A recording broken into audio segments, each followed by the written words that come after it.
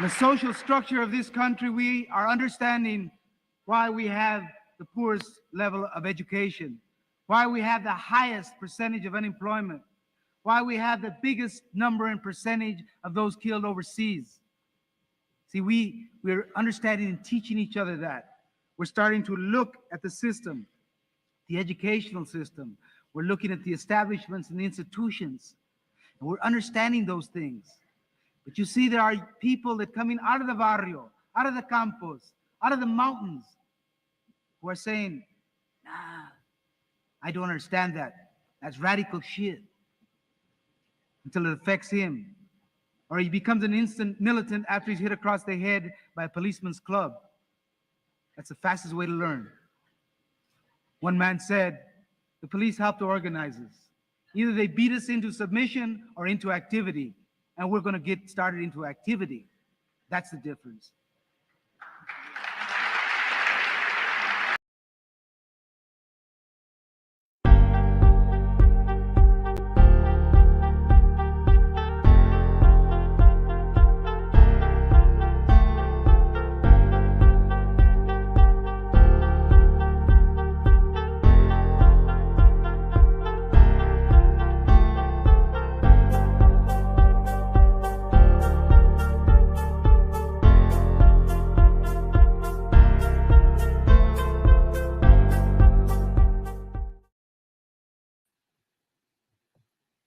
All right, what's up, familia? Welcome inside the pad. Hope you guys are doing good. Keep in between the lines. Got your loads secure. And, man, we're going to do something that I've been wanting to do for a while. It's just, you know, life gets in the way, Holmes, and time just doesn't let you do what you need to do.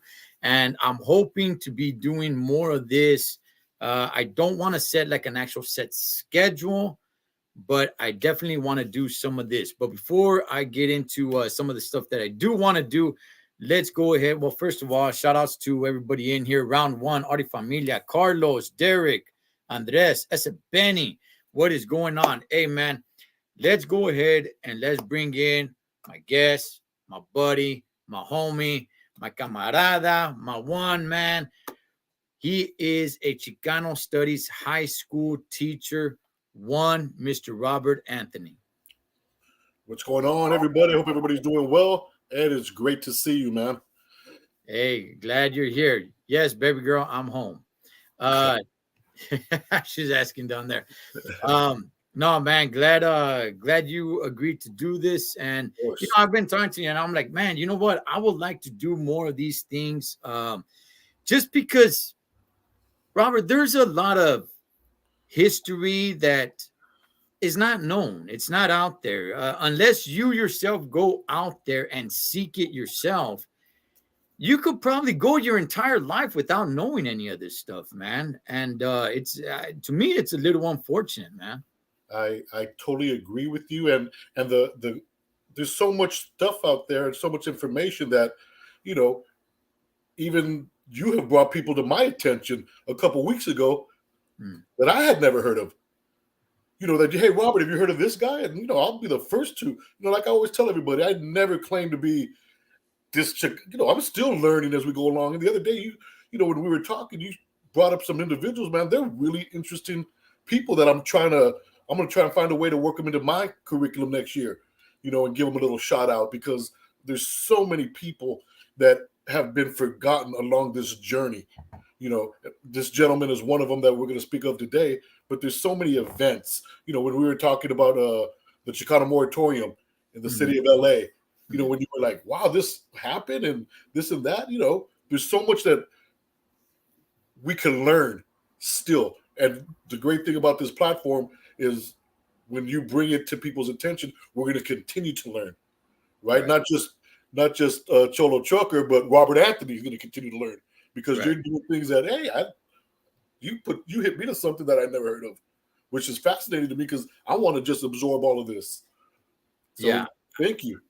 Yeah, no, hey man, and thank you for what you do. And I'm glad you're teaching this at a high school, because I went through all my school years and I never learned about anything that has to do with Chicano studies or anything of that nature. Of course, there was always the Black History Month and things like that, and you do hear about the Martin Luther Kings, and you hear and you learn about a lot of the struggles in that.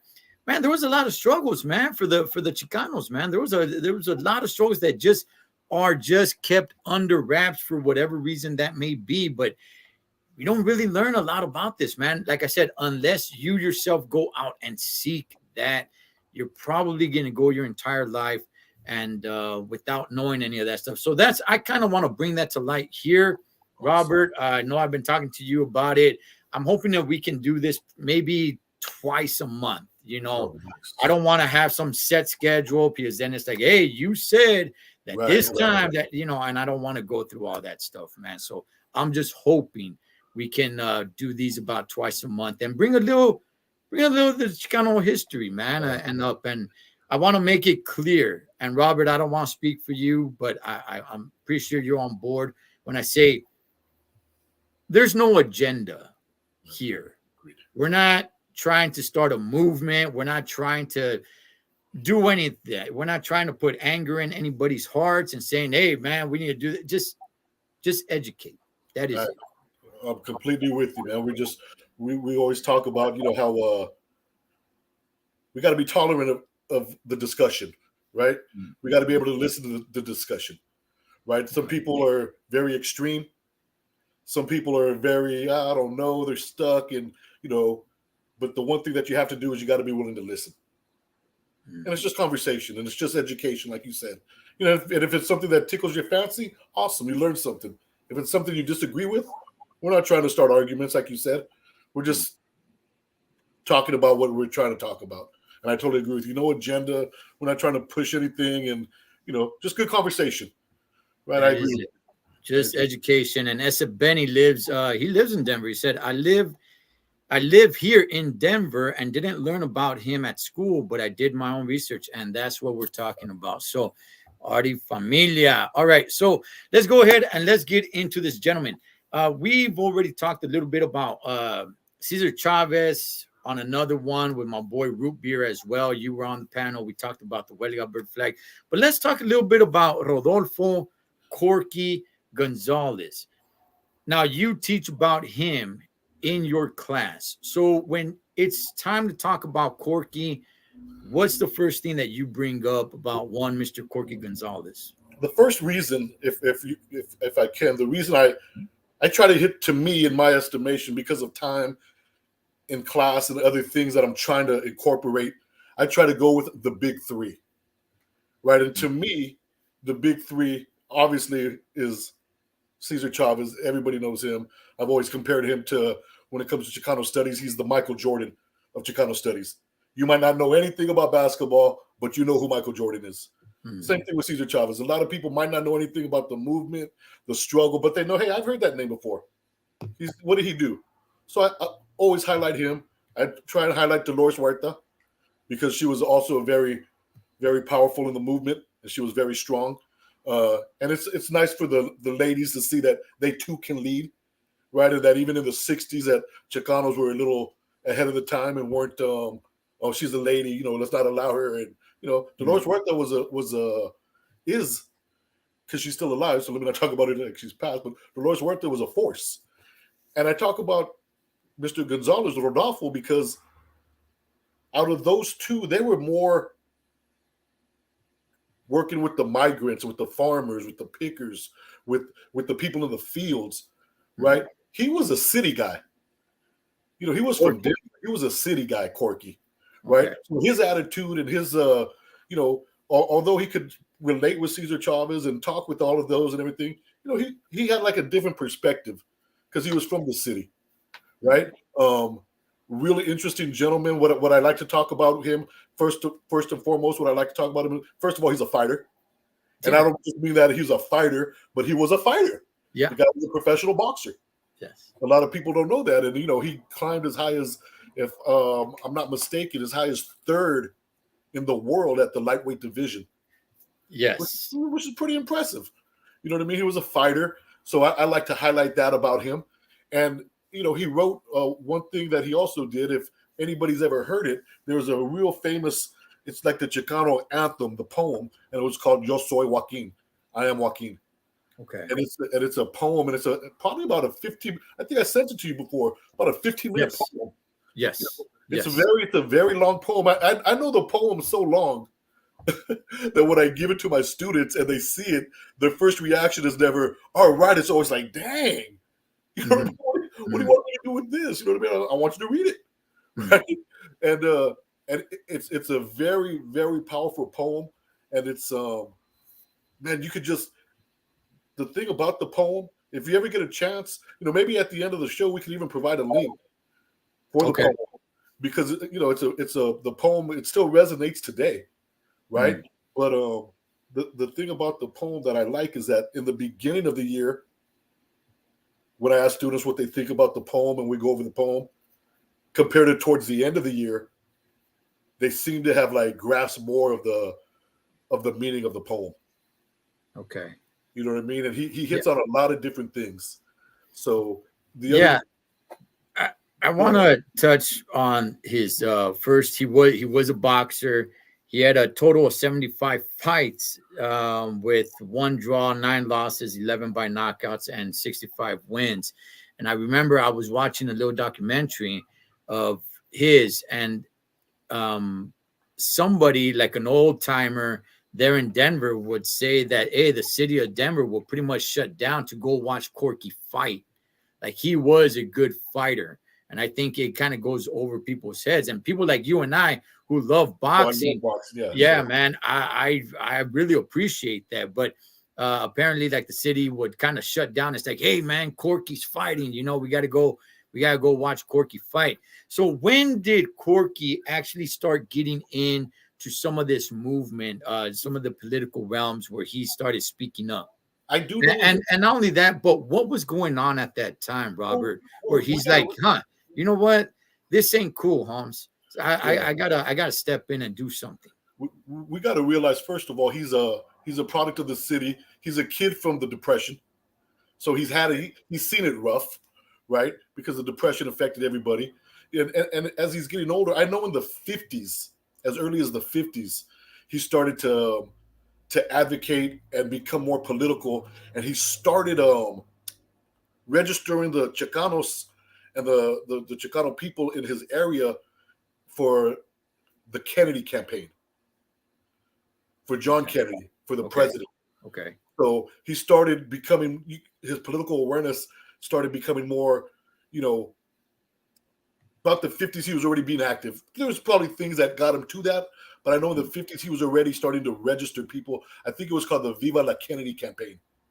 Okay. And he was part of that, as things progressed, we got to realize in his time period when he became a leader of this movement, there was a lot of things happening in that time period, right? You have the Vietnam War, right? You have the Black African-American struggle for civil rights. You have the women's struggle, right? You have AIM, the Indian movement going on. So you could see how the time period influenced him, right? And because of that, and because you saw the first speech that he gave, he became known as the fist of the Chicano movement, right? He was the hammer, he was the one that hit the nail. He was the one who was a little more aggressive. I don't want to say, like, if you were to think about Martin Luther King and there's a Malcolm X, you have a Cesar Chavez, and you have a Mr. Corky Gonzalez. I don't want to say he was on the level of a Malcolm X, but he was more of a, hey, we're taking our rights now. We've been asking for rights, and and it's it always amazes me that if we just think of the word in general, what they're asking for, right? They were just asking for civil rights. Just listen to that. They weren't asking for more rights, right? They weren't asking for give us special rights. Along with the African American community, they were asking for civil rights. And it sounds so easy and basic, and especially for us being in California, where we can't imagine, you know, Mexican Americans getting treated as badly as they got treated back in that time period, because of the abundance and because of the sheer strength in numbers, right? Right. Right. It's just it amazes me when I hear about older people telling me their struggles and what they went through, and I'm thinking, like, in California, and they're like, yeah, in California, in Denver, that's in the West, right? Mm-hmm. In Texas and Arizona, because we got to realize as well, during that time period, it wasn't Mexicans all across the country like now. It was the Southwest. Yeah. Right. So I think that's also one of the reasons why the movement wasn't.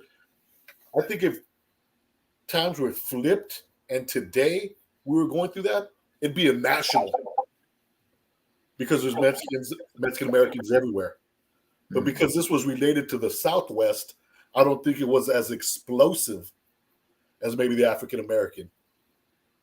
Interesting. People, okay. Because like I said, it was more regional Southwest, and I think that's why a lot of people might not have heard of Corky Gonzalez, might not have heard of Ruben Salazar, might not have heard of the Chicano Moratorium, might not have heard of the walkouts.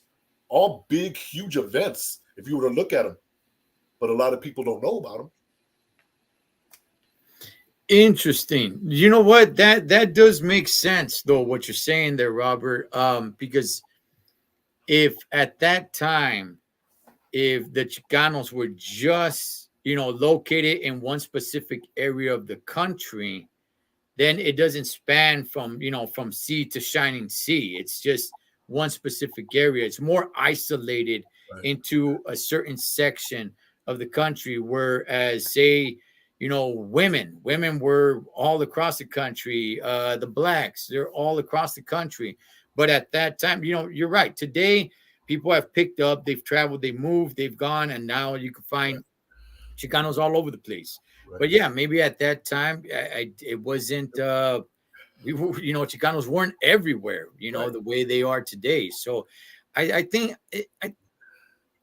there is something to that. I think there definitely is something to that, because you don't hear about any of that stuff when we're talking about, United States history or anything of that nature. It's always, the struggles of others, right? But what you're saying, I could see definitely the correlation that makes. It's like, well, that was just in that section. Well, it was just in that section because people haven't really spread as much as they are today. So what's one of the first things that Corky did and got involved in? I saw a couple of his speeches. Some of them were like in the early 70s and everything. And I did hear about the Rumble at the high school. I'm sure it's what Esa Benny's bringing up. He went, he talked there, and I guess it got pretty heated, man. It got pretty heated, just like the one in LA. But I think the one in Denver, I think more schools were involved. If somebody wants to correct me on that, I think more schools were involved in Denver. I think up to, I want to say 15, 18 high schools were involved in Denver, if I'm not mistaken. Same thing, the walkout, it turned violent, right? It turned violent. But on a real quick segue, if you don't mind, is that, going back to what I was saying about Mexicans and it being regional, in that time period, even your Spanish speakers, where they were located, were regional. Okay. Back on the East Coast, everybody knew what dominated the East Coast Spanish speaking. Puerto Ricans. In Florida, Cubans, right? To the point where things that Puerto Rican Americans stood up for, a lot of that didn't come over here. You see what I'm saying? Okay. Because Spanish, the people who spoke Spanish was regional. I'm not everybody knows who Carlos Mencia is, right? Comedian Carlos Mencia. Yeah, the comedian. He used to have a little skit where he would say, he was traveling and he would say, man, everywhere you go, they lump me in with whatever, just whatever, right? And his bit used to be like, I go to, if I'm in California, everybody thinks, I'm Mexican, right? Because I guess he's Honduran. He's something like that. I think he is Honduran. Yes. So he says that. He goes, I'm in California. Everybody thinks I'm Mexican. And he goes, I go to New York and everybody thinks I'm Puerto Rican. And then I go to Miami and then the whole crowd yells out, oh, they think you're Cuban. He's like, forget you. Like, why are you answering already? You know what I mean? That was part of his routine because everybody knew that Spanish was regional at the time, like where he was going. Even 20-some years ago, it wasn't the explosion that it is now. Right. So anyways, that was just on the side thing. You know what I mean? I just wanted to emphasize how, like you said, to travel throughout the country, there was no YouTube, there was no TikTok. There was a lot of things that we didn't have today that would just blow it up in a second now. Right. But going back to that, it was just just like the walkout in LA, it got violent. Right. And it just turned into I want to say a black eye on the city of Denver. Right. Yeah. A student not only a wetback. I believe the teacher told the student that Mexicans were dumb. Okay. And the reason that Mexicans were dumb was because their parents were dumb. And not only were their parents dumb, but their grandparents were dumb. I think that's how the story went. Okay. Is this during that protest or whatever it was, the gathering, or is this why that gathering took place at the school? No, I believe that it was something different. If you're talking about the Youth Liberation Conference, because this was the school that was the walkout thing. He also put together like I believe. What I'm asking, is that the reason why they walked out? Because the teacher said that? Because the teacher had said that about the student. Okay. Yeah, and I don't know if it was a male teacher or a female teacher, but they had made references, negative references towards Mexicans and Mexican Americans, which wasn't uncommon. Which again wasn't uncommon back then. Right. It wasn't uncommon back then. Like I said, we take it for granted. Like, things like that seldom happen anymore out in the open, where we see it. Right, but before it used to happen on a regular. Going to a restaurant in California and seeing a sign that said no Spanish speaking. You're not allowed to speak Spanish there. When I see that sign, I'm in total in disbelief that happened in California, because California, everywhere I go, there's not everywhere I go. There's so many places I go where Spanish is spoken freely. Yeah. Right. We take it for granted. Right. As a matter of fact, believe it or not, Ed, Spanish speakers are the last ones to learn English in America. Really? Really. And do you know why? No. Because of what I just told you, because they can take it for granted that they're going to go somewhere and be able to communicate. Grocery stores, communities, churches, right? Okay, wait. I want to dissect this because there's interesting. So Spanish speakers, like Mexican people or people, also we'll say Mexicans, are the last, if they migrate here, out of all the people who migrate to America, Spanish speakers are the last to learn English. Not that they can't learn English. Oh, right. Okay, they don't want to learn English, but they're the last to learn English because there's an abundance of Spanish that is spoken. Right. Which makes it odd for us to believe today that once upon a time you couldn't speak Spanish. And there are signs, especially if you look back in the day, they would say like no Mexicans, no Spanish speaking, no this, no that, which again, it's just kind of swept under the rug. Right. And you learn other type of history. So what is Corky Gonzalez? Okay, so I saw one of the things where he was talking about police and how police would just kind of abuse their power, especially where in the Chicano communities, and just go into their house unlawfully and just search their house and take people out. And was he? I'm just assuming he wasn't really liked by law enforcement much. Was there any kind of bounty on his head? That I don't know. I don't know. I do know that he was a bail bondsman.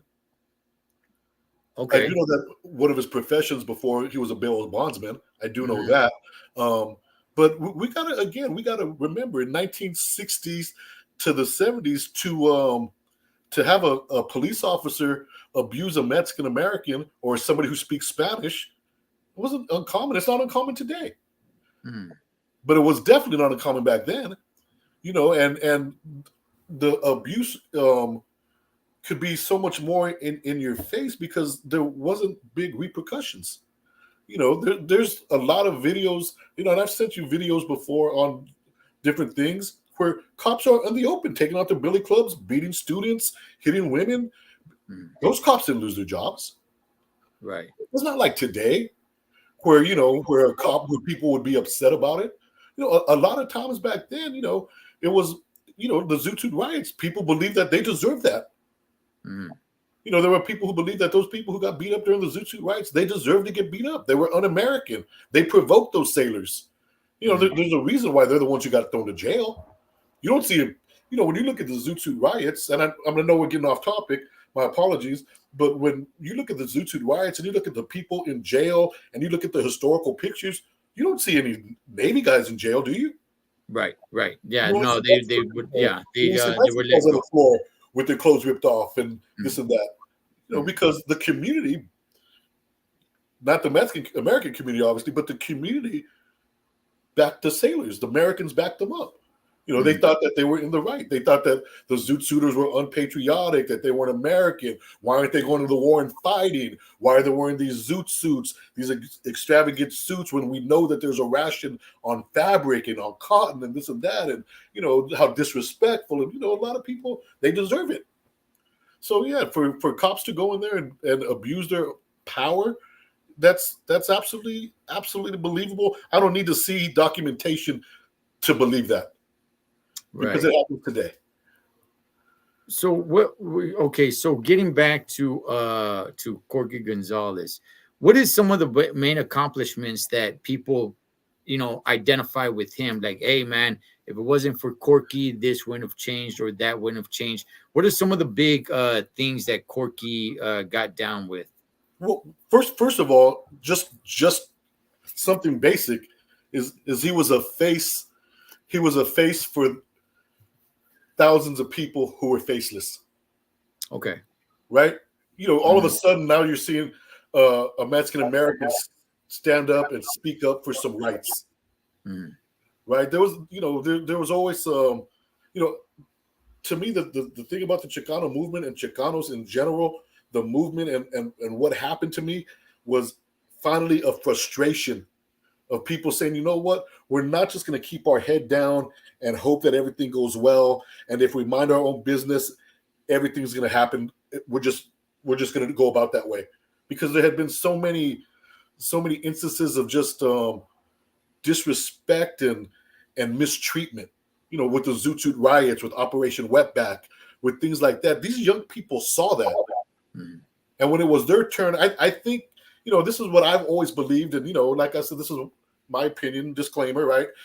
What I say is, not on Ed, it's just on me, right? To me, I think that there was a generation who grew up and saw that they weren't getting part of this American dream that everybody talks about. And what their parents were doing, it wasn't working. They had to try something different. And I think that's why the movement became, although it was peaceful, because Cesar Chavez preached peace, but there's also violent instances because people were fed up. And when you're fed up, man, sooner or later you blow. And I think Corky Gonzalez gave another kind of we can blow as well attitude. Okay. Right? So his accomplishments, one is he's standing there, he's speaking for himself, and for his people, right? He's going out there and he's advocating people to become active politically, which started to wake up the community politically, with the Viva Kennedy campaign. Another thing is he put together that youth liberation conference that brought Chicanos from all over the Southwest to congregate and talk about ideas. A lot of Chicano artists and a lot of Chicano educators, professionals came from that. They started out there as young and they met there and they met, when you meet people of like mind and they have people that what can we do? It got the ball rolling, right? He put, it got a little controversial. We talked about that. He came up with that plan, the Spiritual de Aslan, right? So he came up with that. That's part of his legacy. right? Whether people like all of it or not, that's part of his legacy. The Yo Soy Joaquin, that's a humongous part of his legacy because he's talking about the Chicano being trapped on both sides. You know, so there's a lot of things that he did. You know, as long with being the fist of the movement. You know, people looked at him and looked at a guy who was, you know, a little more threatening. One of, and I'm sure him being a boxer and having that limelight, I'm sure that helped. I'm sure that helped rally people to get behind him and say, like, hey, man, this guy, you know, he's an actual, like, real fighter. But not only that, he's here to fight with his voice as well now. And I'm sure that really helped them and try to get other people, like how you're saying, artists and everything. They probably at that time knew, maybe didn't know him personally, but Corky Gonzalez, the boxer. Okay, yeah, man. And he probably used that to his advantage to get people together. Can I ask you something, Ed? Yes, sir. Now you had never heard of him before in school? I'll go ahead. You know what? I'll go ahead and tell you.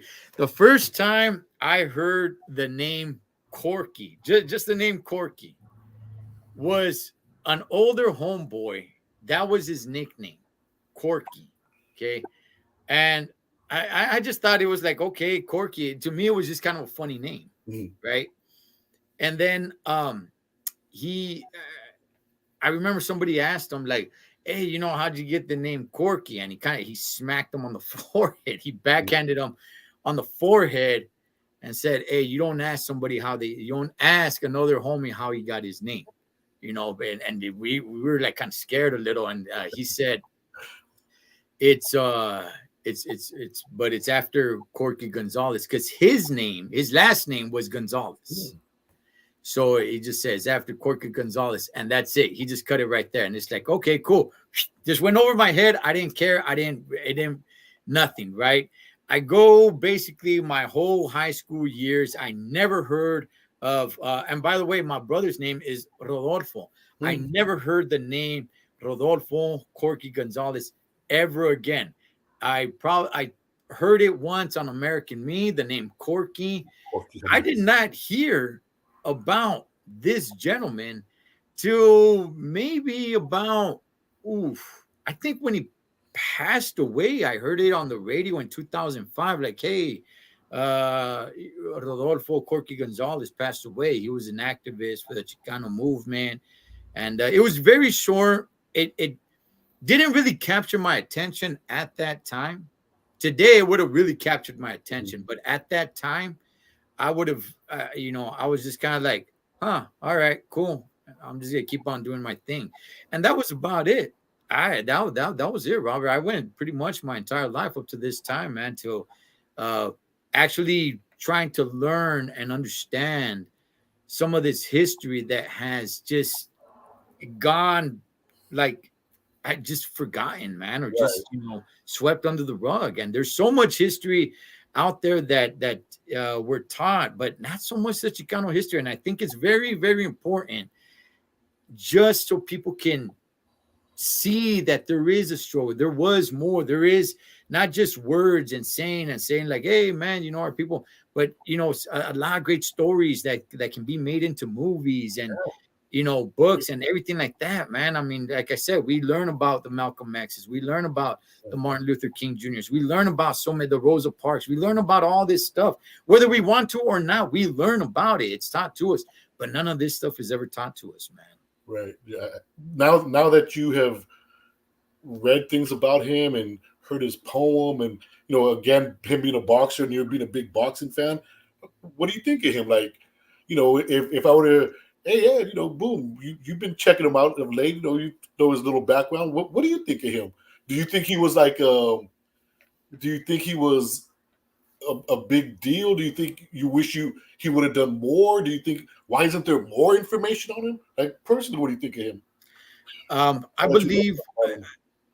believe for his time, he did everything he could have, right? Like we talked about. At that time, there was no YouTube, there was no social media, there was nothing. There wasn't, you weren't jumping on a plane and flying and stuff like that, man. I mean, even in the 80s and possibly even 90s, people didn't travel like that too much. If you were hopping on an airplane, you were rich, man. You had a lot of money. If you were hopping in an airplane back in 1989, it's like, whoa, man, that person must have a lot of money. Today, a lot of people are jumping on, Southwest and all kinds of things. Right. But I think at that time he did everything he possibly could.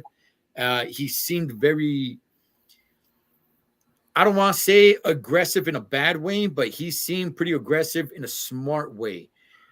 I definitely connect with him as opposed to a couple of other people because, and this is going to sound funny, but because he has that Chicano accent, I know it sounds a little bit funny and all, but he talks when I've heard him talk, just like in the speech I did in the beginning, I hear that Chicano accent, and for one reason or another, call it silly, call it whatever you guys want to call it. I don't know, man. I'm like, you know what? That's freedom right there. Right. That's just how I felt, man. Whenever I hear him talk. Yeah, that's awesome. That's real, right? Right. That's awesome. That's real. That's a real connection that you make, right? Yeah. Yes.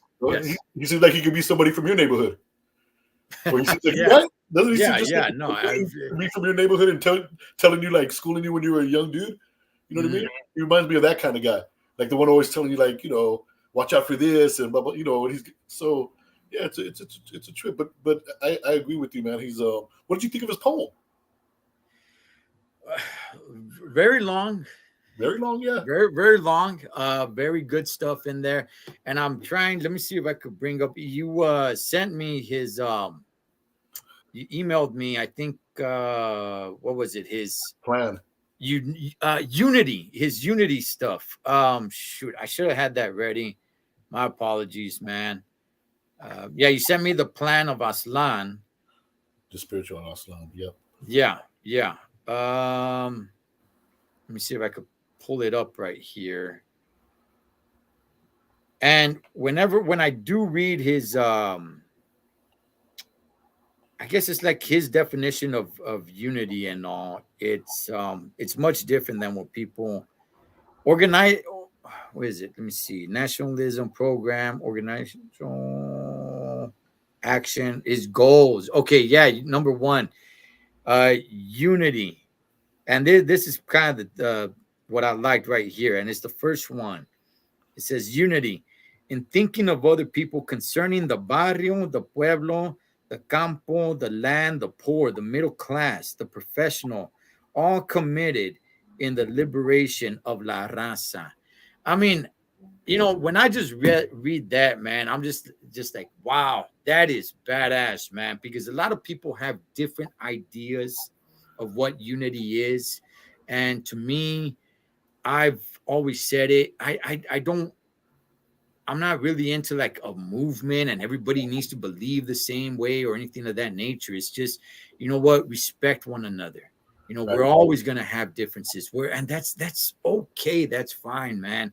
But you know what? The concerning of others, are you helping people out in that, in that sense? Not just, hey, I'm going to help you out as long as you have the same beliefs I do. That takes it to another level, and that I don't believe that's unity, man. I totally agree with you, man. We can be united and have different ideas. Mm. And the thing is, man, is that it's great that we have different ideas. You know what I mean? Because that way we're always constantly learning and challenging ourselves. It's like everybody likes the people who like them. That's easy. Right. Because it's easy. They like me. They think like me, of course. Mm-hmm. But can you like the person who doesn't like you and try to find some common ground with them? Right. That's the difficulty. Right. You and me, there's things that we, just by the way we grew up, we know the movies you talk about, the fighters you talk about, we're always going to be on sync because it's about the same period. Right, with the exception of Rocky 5, we're always going to be we're always going to be here, right? But Yeah. on the real, man, they would, if we said there's things that we don't agree on, but as long as we can listen and hear each other, it's always respectful, and we're still striving for the same things. And that's something that I've seen of Corky. Again, I don't know everything about him. I just did a little small study on him, but I didn't see him. I think I saw him just fighting for what's right.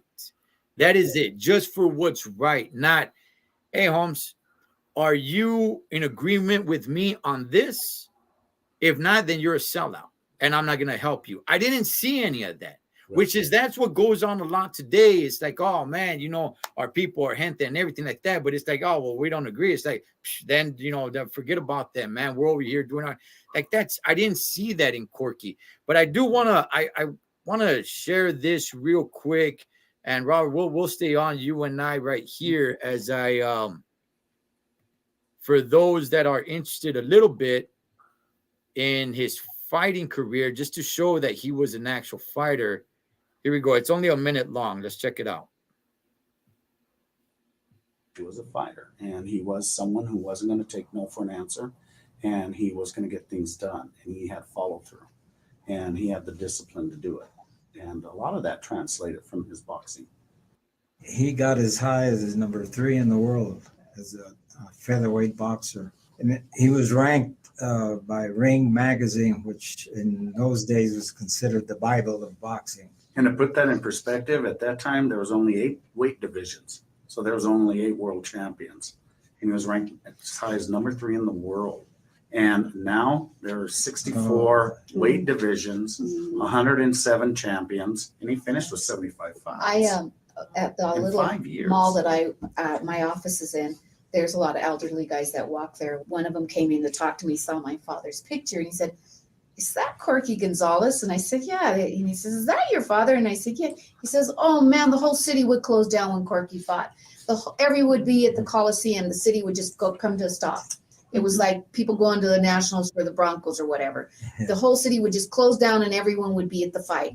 This was an elderly Anglo guy that he said we all followed it. Everybody followed Corky. He was our hometown hero. Wow, man. Did you see the high price for the fight? $3. It's crazy. That's a time capsule right there, man. Hey, man, this guy was a real fighter, man. This guy had balls. This guy was, I really want to know more about this Corky Gonzalez, man. I mean, this guy was somebody. This guy, he really brought it to the table. And not only that, he put his face out there. And not only that, like I said, I like his Chicano accent that he had. Right. And when he would talk to the microphone and everything, and it's like, no, you're gonna listen, man. You are going to listen. All right. And those times, Robert, one thing that we need to bring up is something that nobody really knows about, which I think people really should know about it. But the war of Vietnam, the draft that happened.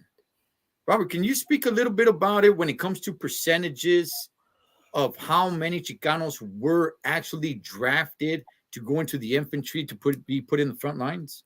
I don't know exactly how many were drafted, but I know that Mexican Americans were dying at a disproportionate rate. Mm-hmm. Meaning that although they were less of the population, once they went to the army, they were dying more. Yeah. That is a fact, right? And I'll get to that info. I'll try and get that other info to you as far as percentages on how many were being drafted, but they were dying at a disproportionate rate in Vietnam, right? And along with the African American, along with the black soldier, first of all, let's straight up respect to everybody who fought in Vietnam and all that war and everything, man, because when they came back, they really got it. Right. It was a war that started out with a lot of support, that all of a sudden the American just turned its back on the soldiers when they came back. Mm-hmm. Right. So a lot of Mexican Americans came back, and, this is before people knew how to, diagnose the PTSD and all of these things that were going on. So a lot of them came back and they weren't ready to adjust from all of the things that they saw. Right. So, shout out to all of them who served. because the only reason I'm saying that is because I want to make sure I emphasize that a lot of Mexican Americans served bravely and courageously, like they've done in every war, in every war, right? But on the flip side, there were still some who were coming back, and even some who fought bravely, who thought to themselves, like, along with the African American soldier, like, I'm going 10,000 miles to another country to liberate another people for their freedom and their civil rights and all of these benefits that they're gonna get. And when I come back here to my country, I'm still a second-class citizen. So that was the slap in the face as well. You're gonna go liberate other people, but when you come back here, you're really not liberated. You're really thrown to the back. You're really segregated to a certain part of town. You're really segregated to not getting a home loan. Thank God for the VA, the GI form, who started and all that stuff, right? But, there were still so many things that, as a Mexican American, that you felt was holding you back. Was it? Was it? Maybe, yeah. I can see that at that time, at that period, right, it'd be more difficult. I know in 2023, a lot of people don't think it's that difficult. Some people think it's that difficult. It's this, it's that. It's all over the place. At that time, I could see it being more difficult. Right. I definitely can. I think that we've come a long way, right? I still think there's more that we could go, right? But that was the other slap in the face. So they came back. They were mistreated as soldiers. And they thought, a lot of them started thinking to themselves, like, what was it all for? To free another people when they don't even feel like they have their full freedom here, right? And to top it off, we're dying at a higher rate. Right. We're dying at a higher rate, right? That's why they had the Chicano moratorium in LA in 1970, right? That's why they had that, to speak up about it and stop it and to bring light to the nation. Right? But that's another one that's really not seen. A lot of people don't know. A lot of people might not know what the Chicano moratorium is. Right. And that's something I definitely want to get to, man. I want to do so much more of this with a lot of this history that's just not known, man. Corky Gonzalez, definitely one very interesting guy. I know I got Benny in here saying that we should have a Corky Gonzalez Day. I think definitely, man. I think we've come to a time where we need to just kind of spread some of this information out there. I don't want to anger people. I don't want to make people upset or anything of that nature. I just want people to know some of this history, because we're taught so much other history, but this history, it's just, and to me, the thing about it, man, it's good American history. Yes. From a man who happens to be Mexican American. Yes. This guy is a great story. From the Depression to a world-class boxer to the voice of his people to writing an epic poem.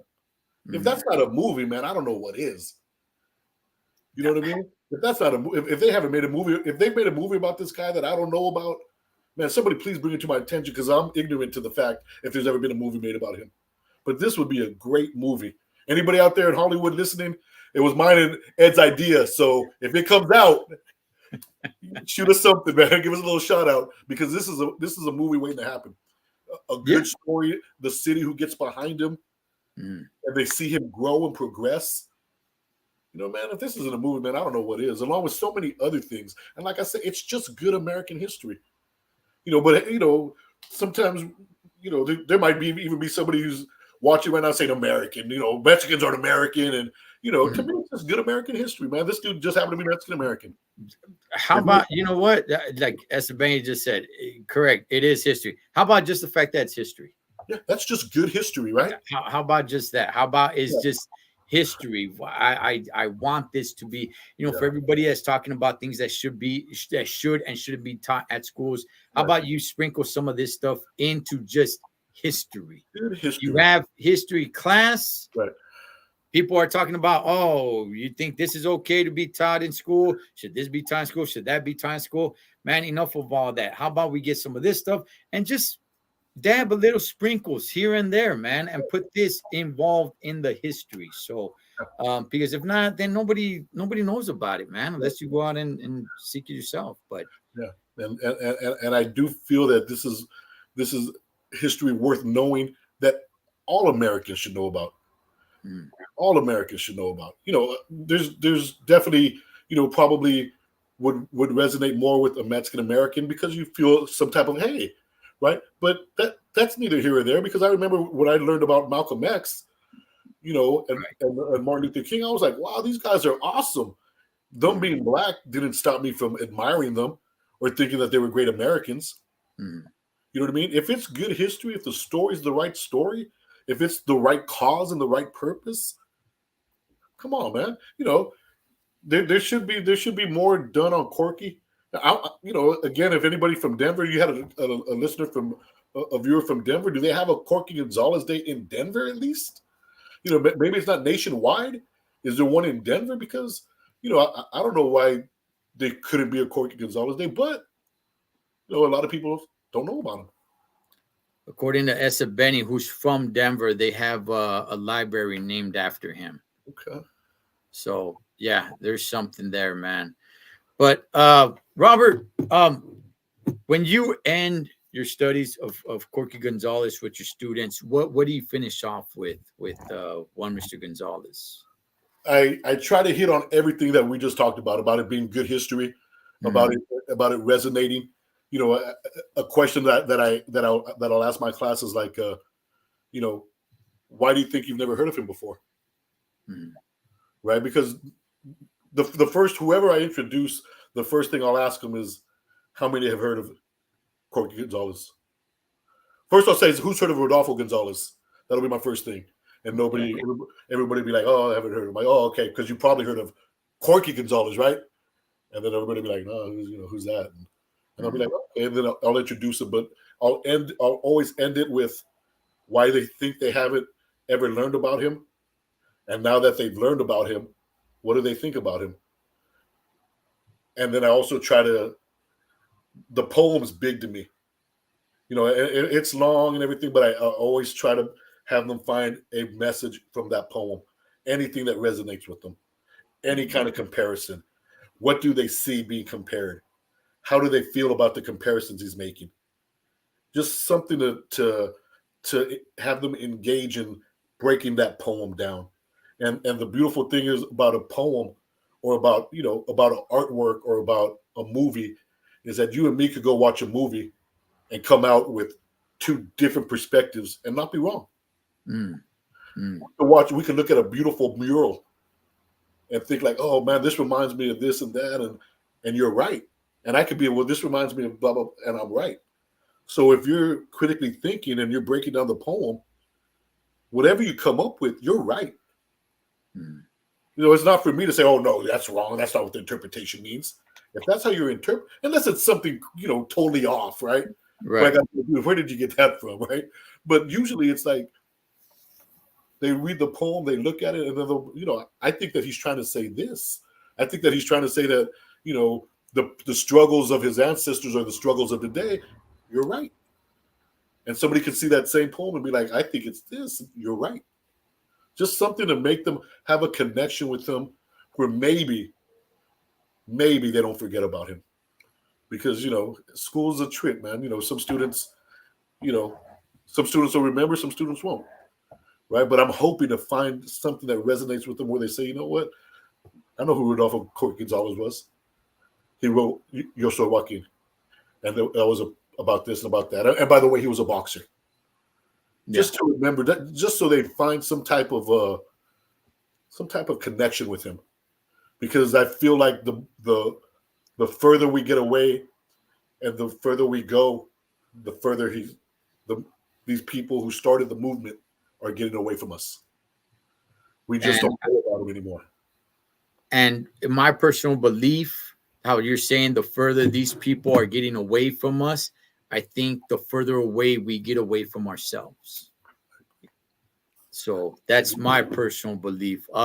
He has an organizational goal, and his organizational goal is 7 steps: unity, economy, education, institutions, self-defense, culture, and political liberation. And all of them have their definitions.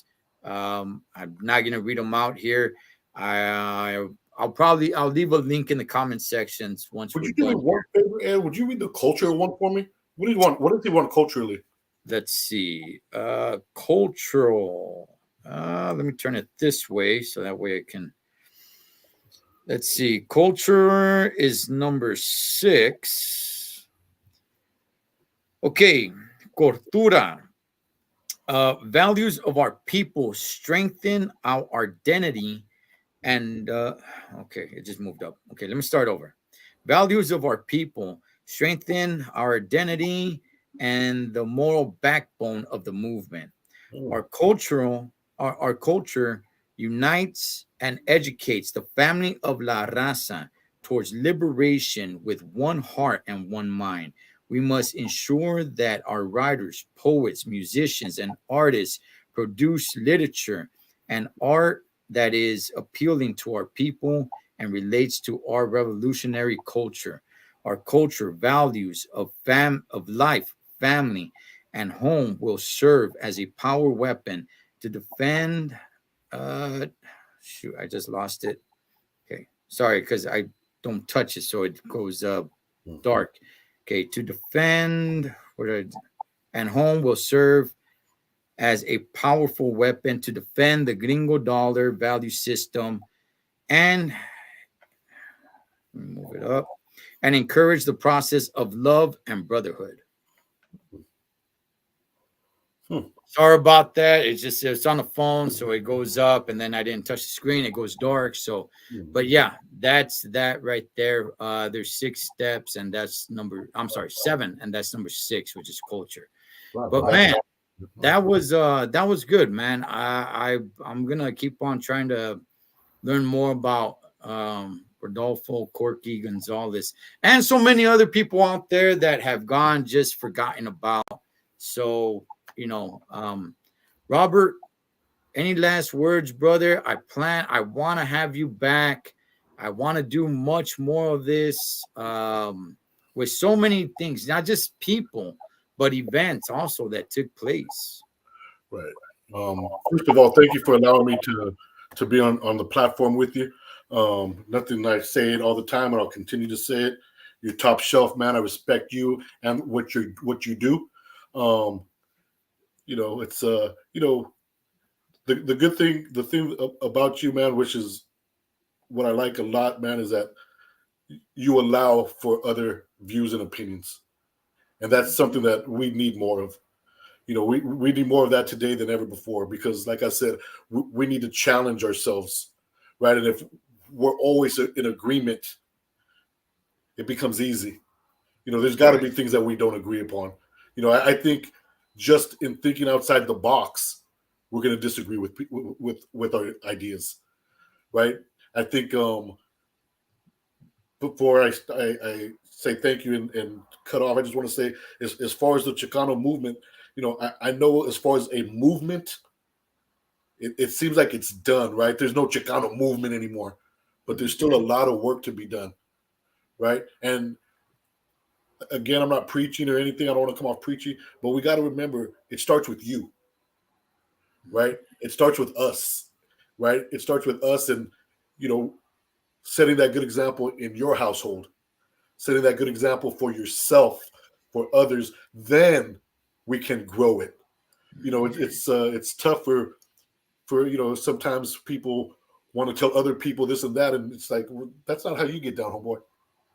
You know what I mean? So you're going to tell me that, right? We got to take care of what we need to take care of at first, because the problems and the issues that were affecting us in the 60s, 70s, 80s, 90s, I'm not going to say every decade, but even now, they seem like they're the same issue. 2023, right? We're always talking about high school dropout rate. We're talking about economics. We're talking about teenage pregnancy. We're talking about gang violence. We seem to be talking about a lot of the same things. And my point in saying that is that either we're not giving the message correctly to change that, or we're giving the wrong message. And I think we got to take a look at that. And my thing is, it starts with you. Yes. It starts with you, and it starts with me, and it starts with the next guy, and it starts with the next woman. It starts like that. That's how you build unity, in my opinion. So again, thank you very much, man. I appreciate you so much, man. Congratulations on all your new stuff that's going on with you, man. Whenever I saw that, man, get down, I was really happy for you, bro. Brought a smile to my face, bro. I saw you do it with your little thing, and just the sheer happiness that you had on you, man. I was like, get down, man. Good for you. So congratulations, man. Thank you. I appreciate it. And the last words I want to say to anybody watching this live or watching this afterwards, whatever it may be. It is a complete disservice for you to praise Chicanos that put in a lot of work once upon a time, like Corky Gonzalez, who put his face out there, who went through those struggles. For you to just say like, oh yeah, you know what, cool, Corky Gonzalez and everything, but you're living a life of crime. You're living a life, you're not living up to your potential. You're wasting your life. He did that along with so many others, and that's why I'm saying I don't want to do this to spread anger and get people pissed off and say, oh man, screw this country. No, this is American history. To me, this is American history. But they all did this. And we're going to cover more, you know, in later episodes, but they all did this. Not so you could be taking things for granted today, but so you can have the opportunity to grasp it and run with it. And I'm one that just allowed life to just pass by, man, and just took so much for granted and just wasted so much of my life, man. And I'm not over here saying like, oh man, all you guys, man, but look at me. No, it's just now that I'm saying like, what am I doing? You know, these guys, somebody like Corky Gonzalez that did something like this, that for me, so I can do what I'm actually doing now. I could have been doing this many years ago, but hey, you know what? Never too late, man. Go out there and do it. I don't care if you're 50, 60, 70, 80 years old. I don't care, man. The one that came up with Kentucky Fried Chicken, I think was like 68 years old when he came up with KFC. So don't just say like, oh yeah, you know what? Chicano history, that's one of ours. That's right, man. He's a badass dude. Okay, but what are you doing with it now? What are you doing with your life?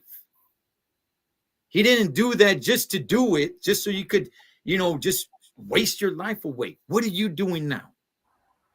So that's what I want to say, man. But Robert, brother, I highly appreciate you, man, and plan on having you back. That's it, Robert. You know, we got you, man. We own you now, Robert. We're gonna squeeze everything out of you, brother. I'm all in, bro. I'm all in. I appreciate it. All right. Hey, we're going to leave with just the way we came in with Corky's speech there. But this is it for Robert and I. As always, familia, live your life like you're on the road. Be aware of surroundings and always keep a safe distance. Blood makes you lit, but loyalty makes you family. Till next time, as the Thecholotrucker for my man, Robert, Chicano Studies high school teacher. Over and out.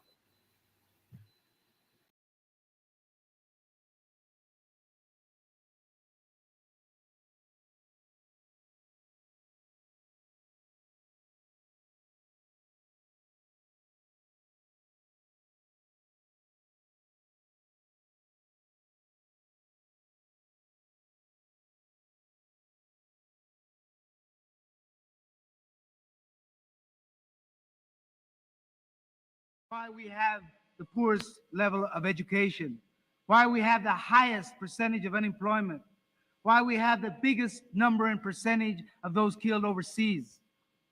See, we're understanding and teaching each other that. We're starting to look at the system, the educational system. We're looking at the establishments and the institutions. And we're understanding those things. But you see, there are people that come in out of the barrio, out of the campos, out of the mountains, who are saying, nah, I don't understand that. That's radical shit. Until it affects him. Or he becomes an instant militant after he's hit across the head by a policeman's club. That's the fastest way to learn. One man said, the police help to organize us. Either they beat us into submission or into activity, and we're going to get started into activity. That's the difference.